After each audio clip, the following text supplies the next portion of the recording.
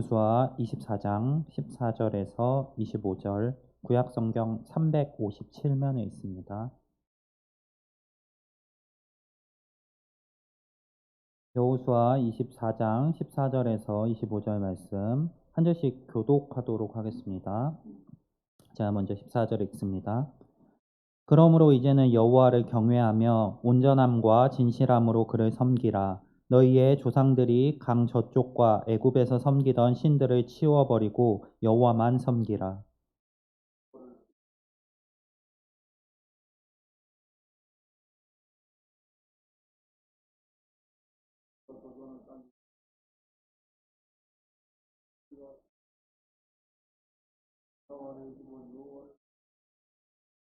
백성이 대답하여 이르되 우리가 결단코 여호와를 버리고 다른 신들을 섬기기를 하지 아니하오리니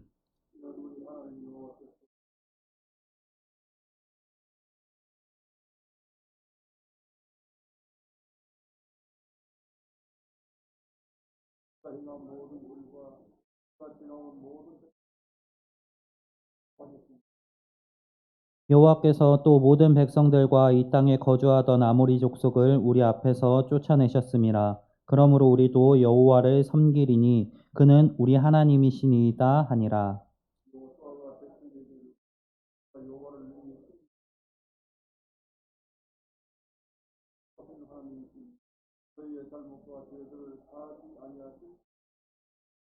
만일 너희가 여호와를 버리고 이방 신들을 섬기면 너희에게 복을 내리신 후에라도 돌이켜 너희에게 재앙을 내리시고 너희를 멸하시리라 하니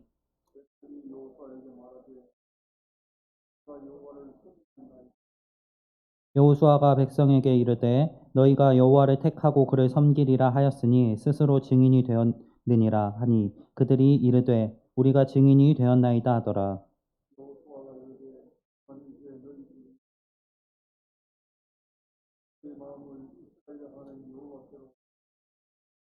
백성이 여호수아에게 말하되 우리 하나님 여호와를 우리가 섬기고 그의 목소리를 우리가 청종하리이다 하는지라. 함께 읽겠습니다.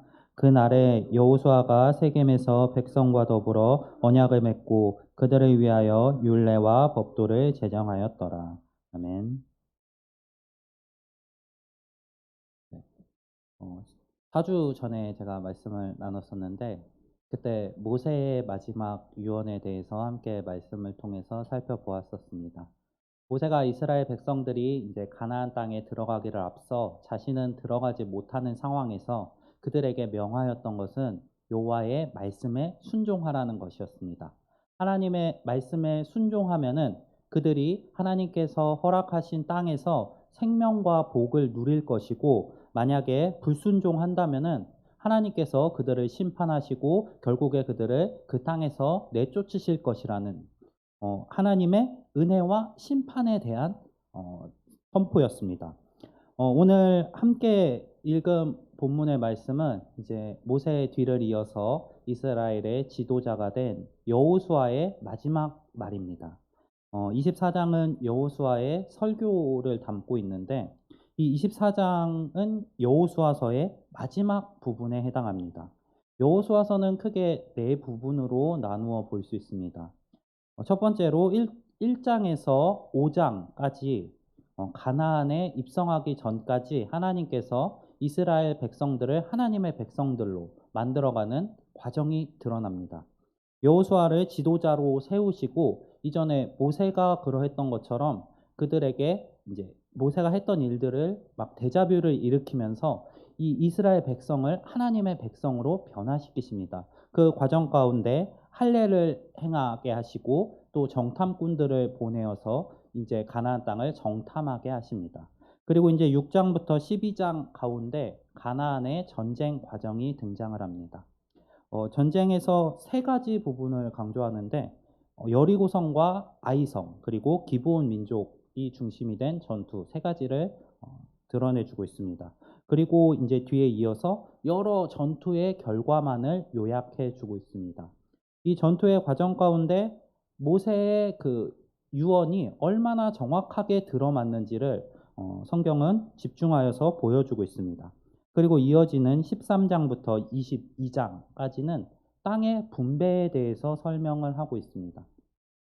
어느 지역은 어느 지파에게 주셨고 또 어떤 지역은 또 어느 지파에게 주셨다. 이러한 분배의 과정을 13장부터 22장에 긴 장을 할애하여서 기록을 하고 있습니다. 근데 이 분배의 과정이 아직 사실은 완성된 과정이 아닙니다.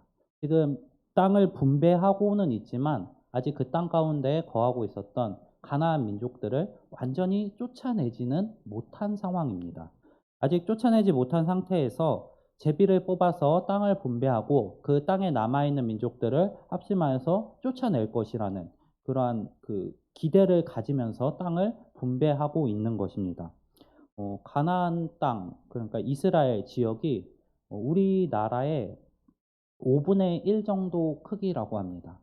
어, 5분의 1 정도 크기면은 그 여호수아가 가나안 전쟁을 진행하는 그 긴 시간 동안에 왜 정복하지 못했을까라는 의문이 드실지도 모르겠지만 이 가나안 정복 전쟁은 다른 우리가 익히 알고 있는 세상에서 있었던 전쟁들의 정복과는 조금 다른 모습을 보여줍니다.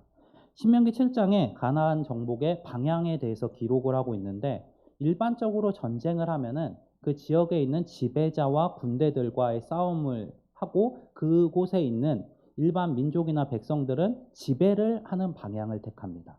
근데 이 가나안 정복 전쟁은 그곳에 있는 모든 이민족들을 말살하고 내쫓는 것을 목표로 하고 있습니다. 그리고 이 이스라엘은 영토를 가지고 보급 체계를 가지고 시작한 전쟁이 아니라 아무것도 없는 상태에서 가나안 땅에 들어가서 그곳에서 이제 터전을 만들어가면서 그곳에 살고 있는 민족들을 쫓아내는 과정이었습니다. 그래서 이 전쟁의 결과가 굉장히 오랜 시간이 걸리고 여호수아가 살아있을 때 완성이 되지 않고 있습니다.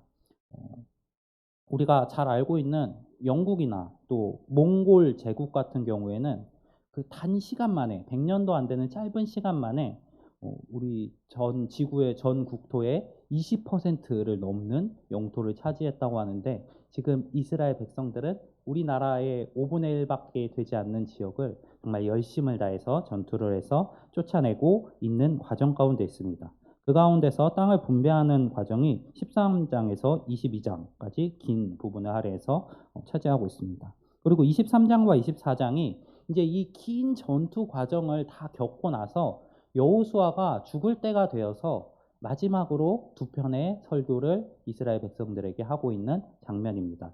특별히 오늘 함께 읽은 24장은 그 두 편의 설교 중에 두 번째 부분에 해당합니다. 가장 마지막에 이제 여호수아가 이 전쟁을 이끌어서 가나안 땅을 정복하는 과정들을 이스라엘 민족들과 함께 진행해 온 이 지도자 여호수아가 마지막에 이제 이스라엘 민족들을 모아놓고서 너희들이 내가 죽고 난 이후에 어떻게 할 것인지에 대해서 이야기를 하고 있는 것입니다. 오늘 함께 읽은 24장의 앞부분, 14절에서 25절의 앞부분에 해당하는 부분에서 여호수아가 백성들을 불러 모으는 장면이 등장합니다. 1절과 2절 가운데 여호수아가 모든 백성들을 불러 모았다라고 기록을 합니다. 여호수아가 백성들을 불러 모았으면 이제 뒤에 어떤 장면이 따라와야 될까요? 백성들이 여호수아 앞에 나왔다라는 장면이 따라와야 되는데 성경은 백성들이 하나님 앞에 선지라라고 기록을 하고 있습니다. 여호수아가 이제 마지막에 하는 이 말은 하나님께서 여호수아를 통해서 이스라엘 백성들에게 전달하고 계신 말씀입니다. 그래서 여호와는 2절 하반절에서 13절 가운데 하나님께서 여호수아에게 말씀하신 것을 이스라엘 백성들에게 전달을 합니다. 여호수아가 그 하나님께서 내게 이르시되 하면서 이스라엘 백성들에게 전파하는 내용은 이렇습니다. 하나님께서 이스라엘 백성들을 어떻게 인도하시고 이끌어 오셔서 지금 이스라엘이 가나안 땅에 들어와서 땅을 차지하는 이 과정 가운데 놓였는지에 대해서 하나님이 서술하십니다. 아브라함을 택하시고 아브라함에게 이삭을 주셔서 많은 민족들을 낳게 하시고 또 출애굽을 시키시고 홍해의 기적을 일으키시며 이스라엘들을 이끌어 오시고 또 가나안 전쟁 가운데서 하나님께서 그들을 어떻게 인도하셨는지에 대해서 하나님의 은혜에 대해서 기록을 하고 있습니다. 가장 핵심이 되는 부분이 13절 말씀에 이렇게 등장합니다. 내가 또 너희가 수고하지 아니한 땅과 너희가 건설하지 아니한 성읍들을 너희에게 주었더니 너희가 그 가운데에 거주하며 너희는 또 너희가 심지 아니한 포도원과 감람원의 열매를 먹는다 하셨느니라. 하나님께서 말씀하시는 것을 잘 보시기 바랍니다. 땅도 하나님께서 주신 것입니다. 이스라엘 백성들이 수고하고 노력해서 얻은 게 아니라 하나님께서 주신 것입니다. 그리고 그곳에 있는 성읍들도 하나님께서 주신 것입니다.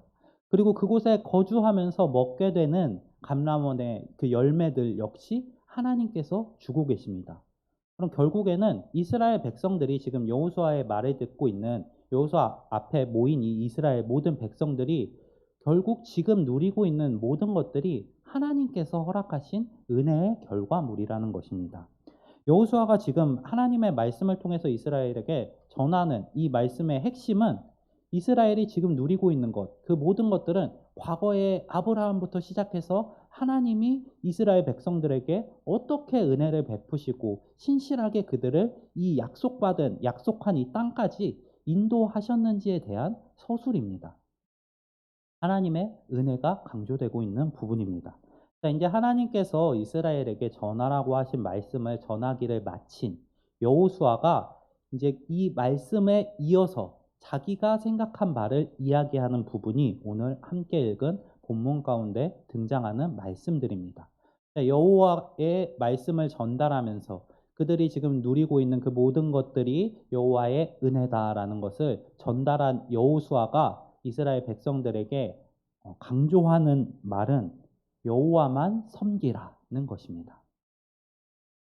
어, 여호와만 섬기라. 여호와를 제외한 다른 그 가나안에 있는 이방 신들에게 눈을 돌리지 말고 여호와만을 섬겨라. 그 이유는 모세가 이야기했던 것과 똑같습니다.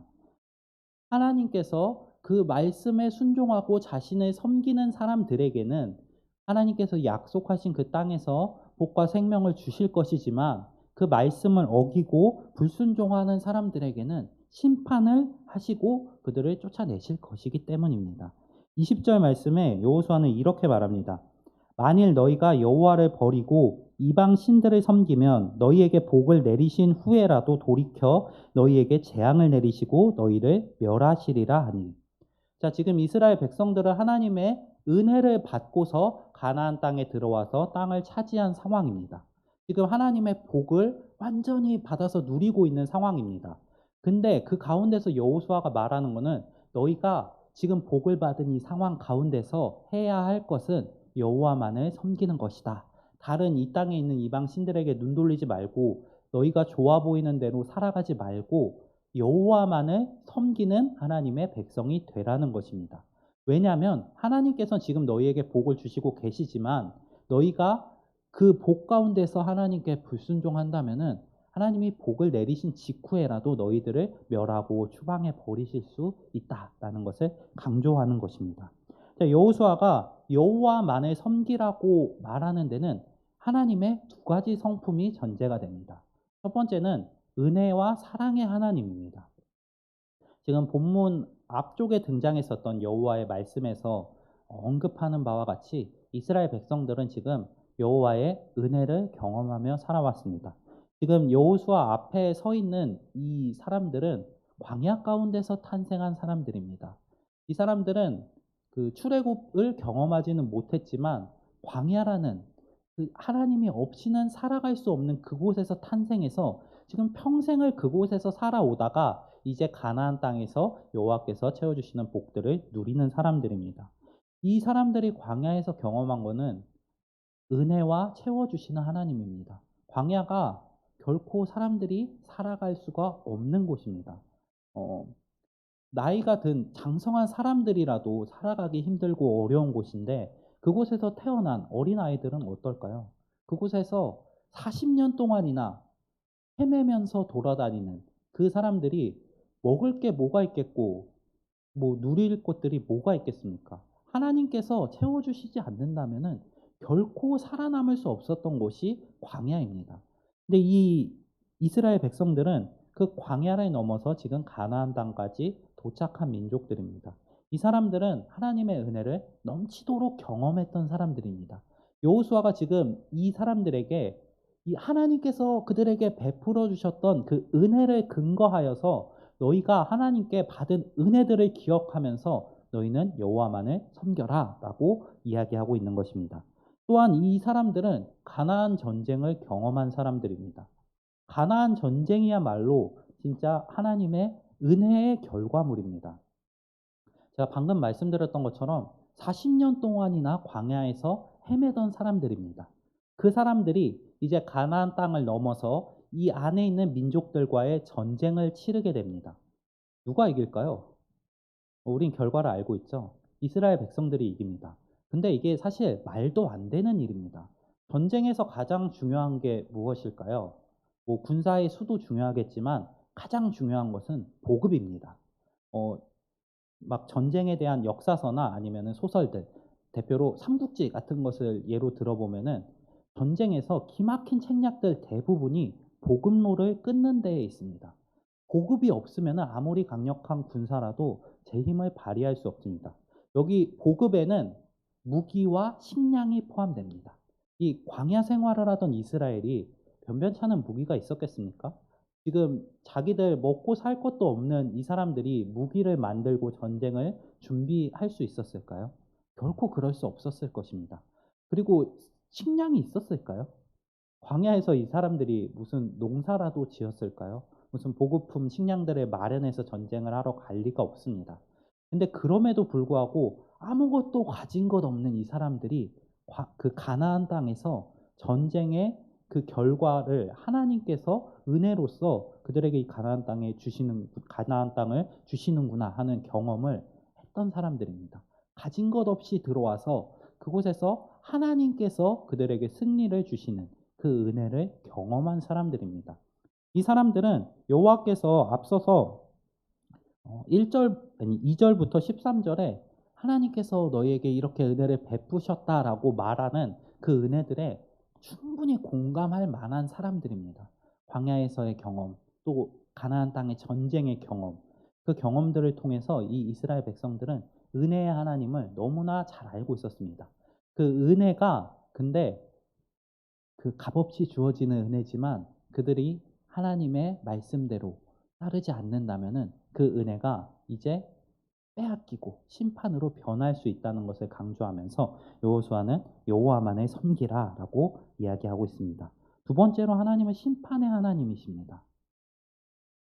하나님께서는 은혜를 베푸시지만 그 은혜 가운데서 하나님께 순종하지 않는 사람들을 벌하시는 공의롭고 심판하시는 하나님이십니다. 이 이스라엘 민족들이 처음으로 하나님의 심판을 경험한 곳이 바로 여리고성 전투 이후에 있는 아이성의 전투입니다. 이 광야 세대들은 사실 은혜를 주로 누리던 사람들입니다. 그 앞선 세대들이 계속 불순종해서 심판을 경험한 것과 달리 이 광야 세대들은 하나님께서 채워주시고 또 훈련시키시는 그 과정 가운데 하나님의 은혜를 넘치도록 경험했습니다. 근데 하나님께 불순종한다면 어떻게 되는가를 명확하게 보여준 사건이 아이성 전투에 있습니다.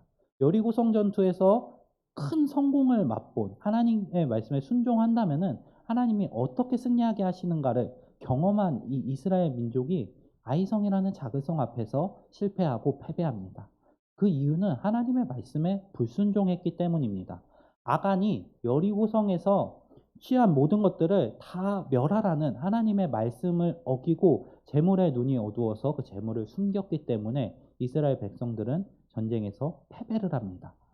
그들이 군사적인 능력으로서 아이성을 충분히 제압할 수 있었을지 모릅니다. 하지만 그럼에도 불구하고 여호와의 말씀에 불순종한다면은 쉽게 이길 수 있는 것도 이기지 못하는 그러한 심판을 맞이하게 되는 것입니다. 여리고성은 큰 성이지만 순종하면은 그곳을 점령할 수 있었고 아이성은 작은 성이지만 불순종하면은 하나님의 심판을 맞이해서 하나님께 그 하나님의 심판을 으로 인해서 그곳에서 패배할 수밖에 없는 이 경험은 이스라엘 백성들이 이제 앞으로 살아갈 방향성과 일치합니다.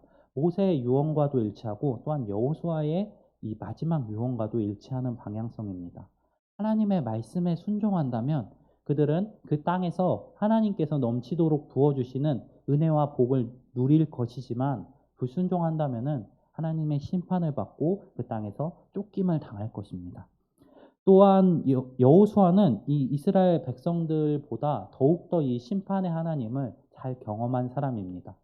이 이스라엘 지금 이 광야 세대가 경험하지 못했던 심판을 여호수아는 직접 경험했습니다. 바로 갈렙과 여호수아 두 사람만이 경험했던 일입니다. 이스라엘 민족은 사실 훨씬 이전부터 이 가나안 땅에 들어올 수 있었습니다. 근데 정탐 사건 가운데서 하나님께서 이 땅을 너희에게 주시겠다 하는 약속을 받았음에도 불구하고 그곳을 정탐하고 와서 그 땅의 민족들이 큰 것을 바라보고 강력한 무기들을 바라보면서 우리는 저곳을 점령할 수 없다.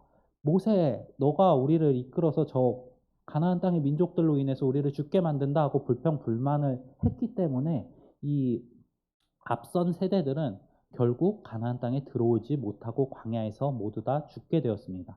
단지 두 사람, 이 여호수아와 갈렙만을 제외하고 모두 광야에서 죽게 되었습니다. 그 하나님의 심판에 대해서 경험한 이 여호수아는 이스라엘 백성들이 다시 한번 그러한 불순종과 심판의 자리에 놓이지 않기를 바라는 마음으로 이렇게 강조하고 있는 것입니다. 너희가 여호와만 섬겨라. 다른 이방 신들에게 눈 돌리지 말고 여호와만을 섬겨라. 여호수아는 어,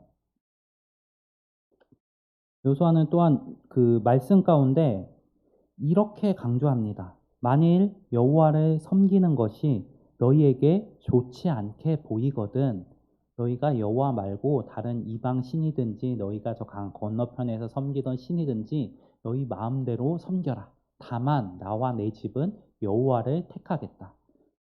강조하는 부분이 어딘가요? 좋아 보이거든, 안 좋아 보이거든 이 부분입니다. 여호와를 섬기는 것이 안 좋아 보인다면은 너희가 지금 이 상황 가운데 여호와를 섬겼기 때문에 받은 그것들이 너희에게 합당하지 못하게 흡족하지 못하게 느껴지거든 너희가 다른 신들을 섬겨봐라. 하지만 나는 이 여호와만을 택하겠다라고 이야기합니다. 이 강조점이 어딨나요? 여호와를 섬기라는 거죠. 안 좋게 보이면 가라의 강조가 있는 게 아니라 이게 좋은 거니까 하나님이 너희에게 은혜를 베풀어 주셨으니까 너희는 여호와만을 섬겨라라는 강조점이 찍혀 있는 것입니다. 지금 여호수아는 이스라엘 백성들에게 두 가지를 전제로 해서 이야기합니다. 은혜의 하나님과 심판하시는 하나님. 근데 너희가 만약에 여호와를 섬겼다면은 그 은혜를 베풀어 주시는 하나님을 통해서 은혜를 누릴 것이지만 너희가 여호와를 버리고 불순종한다면은 심판을 하시는 하나님께서 너희를 심판하실 것이니까 너희가 좋을 대로 행하라. 우리 성도님들은 어느 쪽을 택하고 계신가요? 우리 앞에도 동일한 유혹들이 존재합니다. 지금 여리고를 이 가나안을 정복해 나가는 이스라엘 민족들에게는 아직 남아있는 가나안 백성들과의 전쟁도 남아있고 또 그 민족들로 인해서 이방 신들의 유혹들을 받고 있고 또 그들과 통혼함으로 누릴 수 있는 좀 안락하고 평안한 동맹적인 정치적인 관계들도 놓여 있습니다.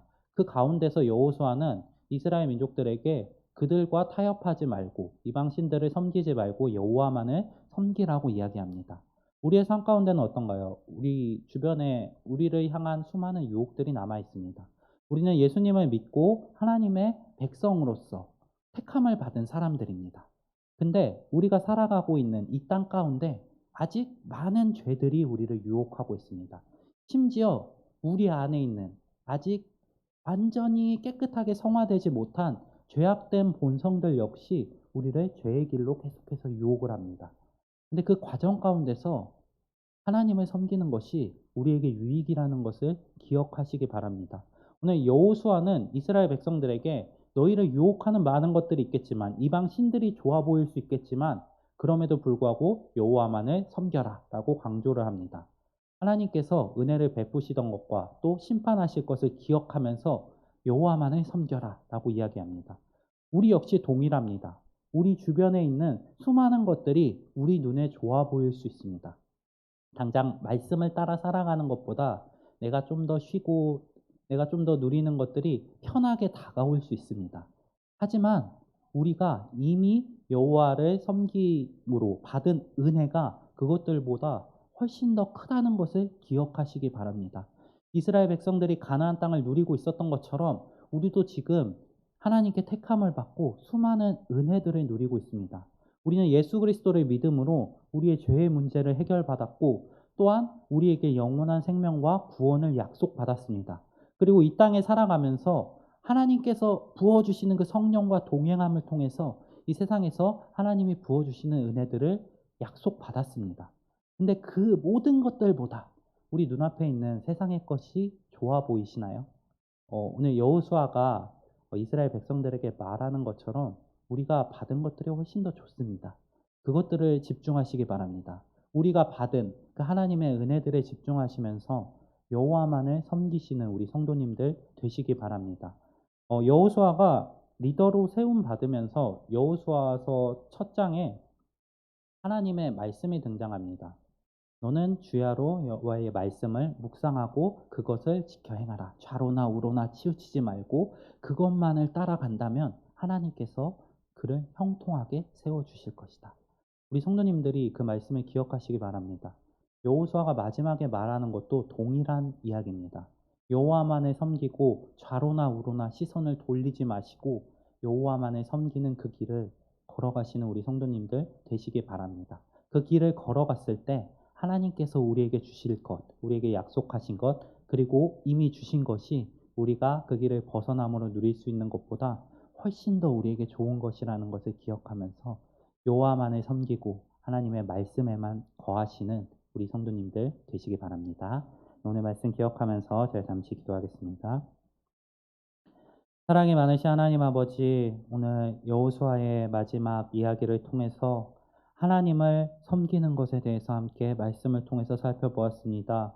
주님, 때로는 우리 눈앞에 있는 세상의 것들이 좋아 보이고 주님의 말씀을 따라 살아가는 것보다 편해 보이고 즐거워 보일 때가 많습니다. 주님, 하지만 우리의 눈을 열어서 주님께서 우리에게 베풀어 주신 은혜를 바라보게 하시옵시고 주님의 말씀을 따라 살아가는 것이 우리에게 훨씬 더 이득이라는 것을 기억하게 하시옵시며 주의 말씀을 따라 살아갈 마음과 능력을 허락하여 주시옵소서. 주의 성령으로 인도하여 주시옵시고 좌로나 우로나 치우치지 않고 주님의 말씀만을 쫓아 살아가는 우리 모두 되도록 주님 은혜를 베풀어 주시옵소서. 항상 함께 하시는 예수님 이름으로 기도드립니다. 아멘.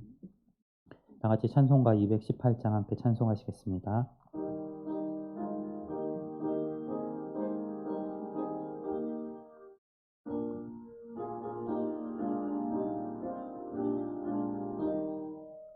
내 맘과 정성을 다하여서 주 너의 하나님을 사랑하라. 내 몸을 아끼고 사랑하듯 형제와 이웃을 사랑하라. 주께서 우리에게 명하시니 그 명령 따라서 살아가리. 널 미워 해치는 원수라도 언제나 너 그렇게 사랑하라. 널 핍박하는 자 위에서도 신실한 마음으로 복을 빌라. 주께서 우리